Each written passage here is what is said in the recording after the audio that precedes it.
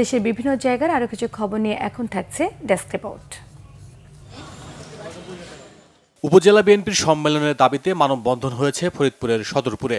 সম্মেলনের মাধ্যমে নতুন কমিটির পরিবর্তে আগের কমিটি পুনর্বহালের প্রতিবাদে এই কর্মসূচি পালন করা হয়।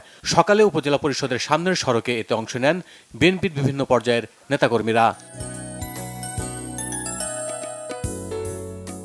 হবিগঞ্জ ও সুজাতপুর আঞ্চলিক সড়কটি সংস্কার ও দক্ষিণ বানিয়াচং উপজেলা বাস্তবায়নের দাবিতে মানববন্ধন হয়েছে।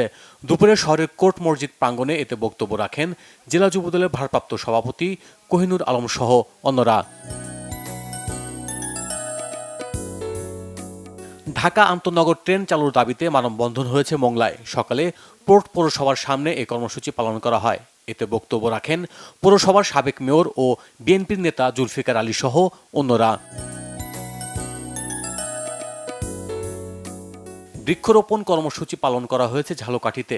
দুপুরে জেলা প্রশাসকের উদ্যোগে এই কর্মসূচি পালন করা হয়। হিমানন্দ কাঠি সড়কে এতে উপস্থিত ছিলেন জেলা প্রশাসক মোহাম্মদ আশরাফুর রহমান।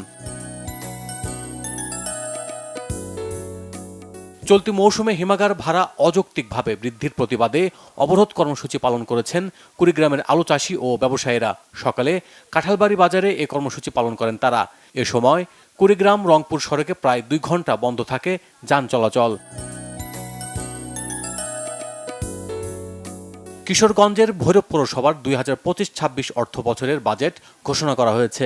দুপুরে পৌরসভার হলরুমে এতে উপস্থিত ছিলেন পৌর প্রশাসক ও উপজেলা নির্বাহী কর্মকর্তা।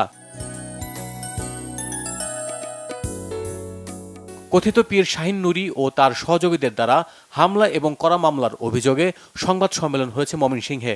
দুপুরে স্থানীয় প্রেস ক্লাব মিলনায়তনে এতে লিখিত বক্তব্য রাখেন ভুক্তভোগীরা।